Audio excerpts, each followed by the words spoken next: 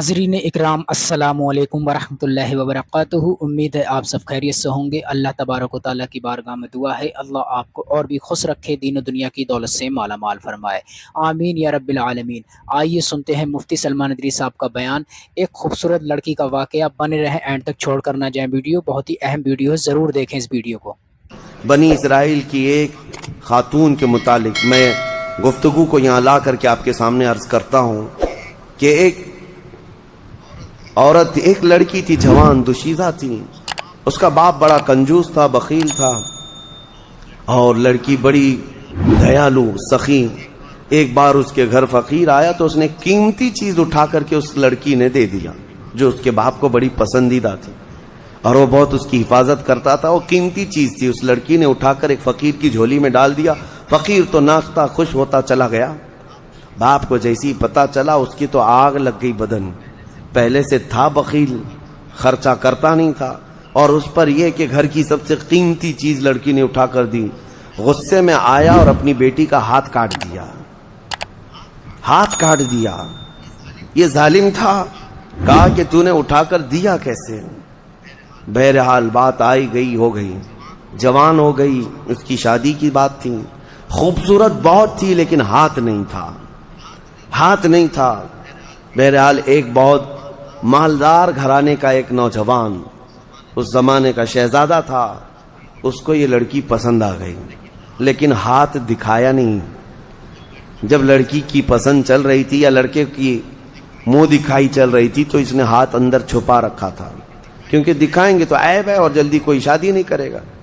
इसी पर वो पसंद कर लिया और शादी फिक्स हो गई। लेकिन किसी को पता नहीं था, दूल्हे के घर वालों को, कि लड़की का हाथ नहीं है। वो अपने जुब्बे में अंदर छुपाए रहती अपने कपड़ों में। फिर चंद दिनों के बाद जब शादी हुई, घर पहुंचे, दुल्हन को ले जाकर के वो अपने घर सजा संवार कर लाए। उसकी बड़ी अरमान थी, बड़ी खूबसूरत औरत मेरे घर आ रही। अखलाक की भी अच्छी थी, सीरत की भी अच्छी, सूरत की भी अच्छी। लेकिन रात को जब दस्तरखान पर बैठते हैं, अब हाथ तो था नहीं, सबके सामने खाना तो है और सीधा हाथ गायब है। कैसे निकाले हाथ? बाएं हाथ से खाए तो लोगों को पता चले। वो खामोश बैठी रही। अब उसे अंदाजा होने लगा कि मेरा ये ऐब खुल जाएगा, मैं कब तक इसको छुपा करके रखूंगी? कब तक? मेरे घर की माँ और मेरे घर की औरतों के कहने पर अब तक छुपा ही रही, लेकिन अब कब तक छुपाऊं? उसकी आंखों में आंसू आ गए। फिर उसके बाद लोगों का इसरार बढ़ता गया कि चलो खाओ, खाना तो शुरू करो। उसके दूल्हा, उसके शोहर जो नए नए अभी शादी वाला था, उसने कहा कि मेरी रफीक हयात, हाथ निकालो और खाना शुरू करो। हाथ निकालो। हाथ निकालने को तैयार नहीं। हाथ निकाले तो कैसे? टूटा हुआ हाथ है, मेरी शादी टूट जाएगी। वो रो रही थी। अचानक खैब से आवाज आई कि ऐ मेरी बंदी, तू हाथ निकाल, तेरा हाथ सलामत है। उसने जब हाथ निकाला तो उसका हाथ पूरा का पूरा सलामत था, और उसने दस्तरखान से खाना उठाया और खाने लगी। हैरत में वो रो पड़ी, सजदे में गिर पड़ी। उस वक्त जो अल्लाह के नबी थे उनके पास गई और माजरा बयान किया। अल्लाह के नबी ने कहा कि रब ताला ये फरमाता है, हम उस हाथ को कभी शर्मिंदा और जलील होने नहीं देते जो हमारे राह में उठा करता है। जो हमारे रास्ते में उठा करता है, उस हाथ को हम जलील होने नहीं देते। अल्लाह हम सबको वो हाथ अता फरमाए जो रब्बे जुल जलाल के रास्ते में उठा करे। आज बहुत सारे लोग तुम्हारे इंतजार में हैं। अल्लाह ने अगर कुछ दिया है तो उन गरीबों के हलक तर करो जिनके यहाँ आज कोई चीज नहीं पहुंच पाती। मेरे अजीजों, पेशावर फकीरों को बांटने की मैं बात नहीं कर रहा। आज बहुत सारे ऐसे लोग हैं जिनके यहाँ इफ्तार भी नहीं है।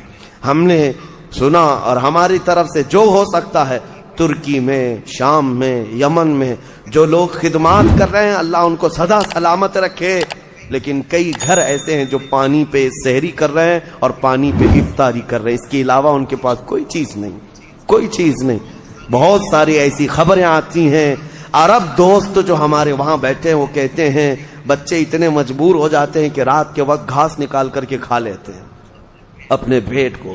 یہ ظالموں نے اتنی بمباریاں کی ہیں، سپر پاور طاقتیں ان کے منہ سے لقمے تک چھین چکے ہیں، لیکن آپ کو پتا ہے جو سونے کے ٹوائلٹ بنانے والی یا اربوں کی عیاشیاں ایک لقمہ ان غریبوں تک نہیں پہنچا پاتے ہیں، ایک لقمہ عراق، یمن، شام، فلسطین میں نہیں پہنچا پاتے۔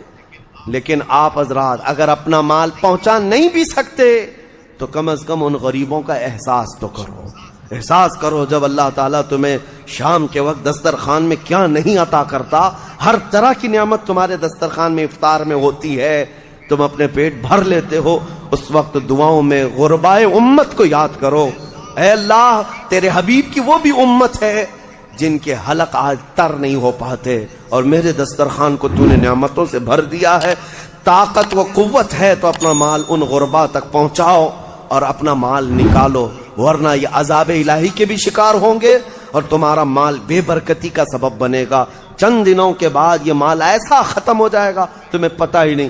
ہمارے علاقے میں ایک شخص تھا جو کہتا تھا میری 7 پشتوں تک میں نے اتنا مال رکھا ہے، 7 پشتوں تک لوگ بادشاہ رہیں گے، 7 پشتوں تک، یعنی اتنا مال جمع کیا تھا۔ اچانک ایک حادثے میں انتقال ہوا، چند سالوں کے بعد اس کے چچیرے بھائی نے اس مال پر ایسا قبضہ کیا کہ اس کے سگے بیٹے کو کوئی مال نہیں ملا۔ آج بھی وہ شخص موجود ہے، 10-10 روپے کی بھیک مانگتا ہے، اسی بڑے مالدار کا آدمی، وہ اپنے پان کے لیے، اپنے کھانے پینے کے لیے 10 روپے کی بھیک مانگتا ہے، جس کا باپ کہتا تھا کہ 7 پشتوں تک میرا مال چلے گا۔ میرے عزیزو، رب تبارک و تعالیٰ کے چاہے بغیر کچھ نہیں چلے گا۔